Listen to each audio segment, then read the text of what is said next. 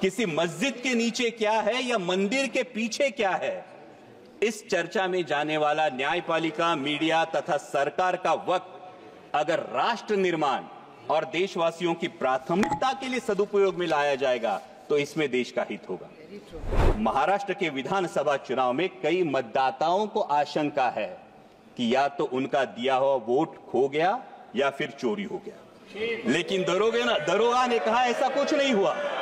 और इसलिए महाराष्ट्र, सर ये तो लोगों का कहना है, ईवीएम से आया हूं, लेकिन जिन मतदाताओं की यह आशंका है उन मतदाताओं की बात यहां रखना मैं समझता हूं मेरा कर्तव्य है। ना उन्होंने इलेक्शन पे अविश्वास दिखाया था, ना उनको फैसले पे आपत्ति थी, क्योंकि वहां पे तो उम्मीदवार जीत के आया है। फिर भी लोग जानना चाहते हैं वोट कहां गया, खो गया या चोरी हो गया। मराठी में कहावत है, कर नाही त्याला डर कशाला, कुछ किया ही नहीं तो डरते क्यों, हाथ कंगन को आरसी क्या। धन्यवाद अध्यक्ष महोदय, आज मैं खुद को गौरवान्वित महसूस कर रहा हूं क्योंकि आज मैं एक ऐसे दस्तावेज पे अपनी बात रखने का मुझे सौभाग्य प्राप्त हुआ है जो हमारे लोकतंत्र की प्रेरणा है और हर भारतीय के जीवन का मार्गदर्शक तत्व भी है। अध्यक्ष महोदय, जब हमें आजादी मिली तब कई देशों ने हमारा मजाक उड़ाया था, क्या हो क्या रहा है? लेकिन गर्व की बात है कि इतना खंडप्राय देश होने के बावजूद आज हम विश्व के सबसे बड़े लोकतंत्र के रूप में लगातार प्रगति की ऊंचाइयों को छू रहे हैं। और इसका एक प्रमुख कारण है संविधान, जो हमें व्यक्ति केंद्रित नहीं बल्कि राष्ट्र समर्पित होने की सीख देता है। अध्यक्ष महोदय, मैं उस महाराष्ट्र की भूमि से आता हूं जहां 350 साल पहले छत्रपति शिवाजी महाराज ने एक आदर्श प्रस्तापित किया था, रयतेच राज्य स्वराज्य। छत्रपति शिवाजी महाराज के स्वराज से ज्यादा वैभवशाली, ज्यादा बड़े कई साम्राज्य निर्माण हुए और हस्तगत भी हुए, लेकिन आज भी 350 साल बाद छत्रपति शिवाजी महाराज के स्वराज का नाम लिया तो हमारा भी सीना 56 इंच का होता है। और इसका कारण है छत्रपति शिवाजी महाराज के स्वराज को मिला नैतिक अधिष्ठान, और वही प्रेरणा संविधान में भी प्रतीत होती है। समता, बंधुता और स्वतंत्रता के नैतिक अधिष्ठान पर मानव का उत्थान और मानवता का कल्याण। और इसीलिए संविधान के निर्माण में योगदान देने वाले हर उस व्यक्ति के प्रति मैं कृतज्ञता व्यक्त करता हूं और उन्हें आदरपूर्वक नमन करता हूं। अध्यक्ष महोदय, जब हम अमृतकाल की बात करते हैं, जब अमृत की बात हो तो हलाहल की बात तो निकलती है, और जब हलाहल की बात निकले तो मंथन तो होना चाहिए। लेकिन मेरा ये मानना है कि इस मंथन में पुराने जख्मों को कुरेदने से अच्छा है कि वर्तमान का परीक्षण करें और भविष्य का अवलोकन करें। अध्यक्ष महोदय, संविधान ने संसद को संवैधानिक व्यवस्था में प्रमुख स्थान दिया है, लेकिन दुर्भाग्य की बात है कि कई बार हम संसद को राजनीतिक अखाड़े में बदला हुआ अनुभव करते हैं। व्यक्तिगत टिप्पणियां और नारेबाजी की वजह से कई बार संसद की कार्यवाही भी स्थगित करनी पड़ती है। किसी नेता का किसी पूंजीपति से क्या संबंध है, कौन नेता किसकी फ्लाइट में कहां गया, या किस विदेशी नेता ने किस नेता को डोनेशन दिया, इन बातों से हमें लगता है ये महत्वपूर्ण होना चाहिए कि हमारे देश के किसान की, नौजवान की, आम आदमी की आवाज यहां उठाई जाती है या नहीं, उसकी समस्या का यहां समाधान होता है या नहीं। अध्यक्ष महोदय, हम देशहित के मुद्दों पर चर्चा चाहते हैं, बहस चाहते हैं, ना कि राजनीतिक नारेबाजी। और ये सत्ता पक्ष हो या विपक्ष, दोनों को ध्यान में रखना चाहिए। अध्यक्ष महोदय, संविधान में सामाजिक, आर्थिक और राजनीतिक न्याय की बात की है।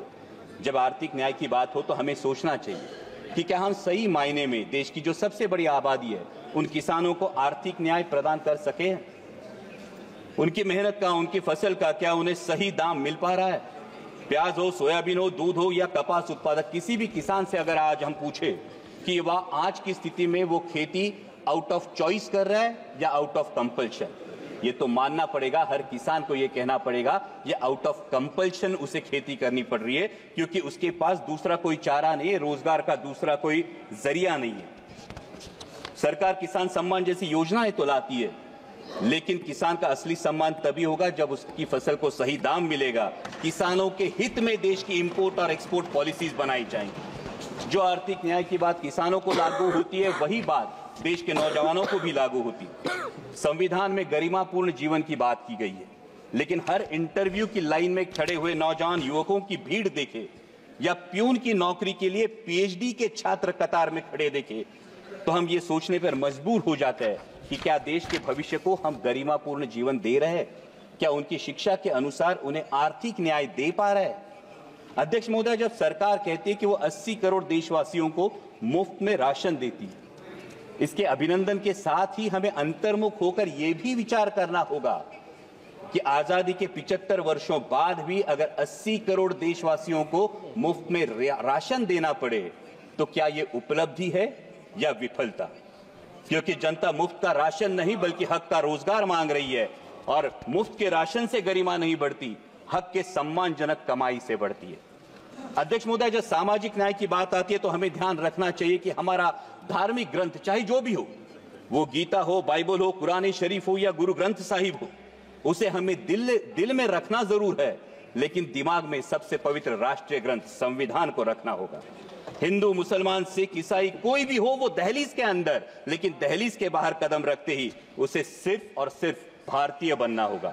तभी तो संविधान के धर्मनिरपेक्षता के तत्व का सम्मान होगा। किसी मस्जिद के नीचे क्या है या मंदिर के पीछे क्या है, इस चर्चा में जाने वाला न्यायपालिका, मीडिया तथा सरकार का वक्त अगर राष्ट्र निर्माण और देशवासियों की प्राथमिकता के लिए सदुपयोग में लाया जाएगा तो इसमें देश का हित होगा। अध्यक्ष महोदय, हमारा संविधान हमें असहमति की भी अनुमति देता है, लेकिन वर्तमान में कुछ तत्व सरकार से असहमति रखने वालों को देशद्रोही करार देने लगते हैं। अध्यक्ष महोदय, क्या ये असहमति के तत्व का सम्मान है? देश को आजाद कराने वाले सत्याग्रहियों और क्रांतिकारियों के बीच भी आजादी के मार्ग को लेकर असहमति जरूर थी, लेकिन दोनों का मकसद एक ही था, देश की आजादी। और इसी प्रकार आजाद भारत में भी असहमति का मकसद एक ही होना चाहिए, वो है देश हित। अध्यक्ष महोदय, डॉक्टर बाबा साहेब आंबेडकर ने कहा था कि संविधान मात्र एक कानूनी दस्तावेज नहीं है बल्कि हमारे जीवन का सारथी है। लेकिन आज हमारी शिक्षा प्रणाली में नागरिक शास्त्र का अध्ययन महज 20 मार्क के लिए होता है, महज 20 मार्कों की। और शालेय शिक्षा के बाद तो जैसे आम नागरिक का नागरिक शास्त्र से हाथ ही छूट जाता है। आज हम देख रहे हैं कि शहरी आबादी लगातार बढ़ती जा रही है, लेकिन शहरों में वोटिंग परसेंटेज लगातार घटता जा रहा है। कई मतदाताओं तो ये तक पता नहीं होता कि स्थानिक स्वराज्य संस्थाओं का काम क्या है, विधानसभा का काम क्या है और संसद का काम क्या है। और ये भी वास्तविकता है कि कई बार मतदान जाति के आधार पर होता है या फिर धर्म के आधार पर होता है। इस स्थिति से उभरने के लिए हमें नींव मजबूत करनी होगी, न कि सिर्फ स्कूलों में बल्कि कॉलेजों में, कॉर्पोरेट में, कंपनियों में संविधान के प्रति सजगता के लिए हमें ठोस कार्यक्रम के बारे में सोचना होगा। और अध्यक्ष महोदय, अंत में मैं बात करूंगा राजनीतिक न्याय की। हमारे संविधान ने एक व्यक्ति एक वोट का अंगीकार किया है, और यह संविधान की खूबसूरती है कि देश की झुग्गी झोपड़ी में बसने वाले एक सामान्य देशवासी को भी एक मत का अधिकार है, और देश के आदरणीय प्रधानमंत्री जी को भी एक ही मत का अधिकार है। और इसलिए मैं मानता हूं कि हमारा वोट ये सिर्फ संविधान ने दिया हुआ अधिकार नहीं, ये हमें दिया हुआ एक बेशकीमती उपहार है। लेकिन अध्यक्ष महोदय, अगर हमारी कोई बेशकीमती चीज अगर खो जाती है या चोरी हो जाती है तो हम क्या करते हैं? हम शिकायत करते हैं।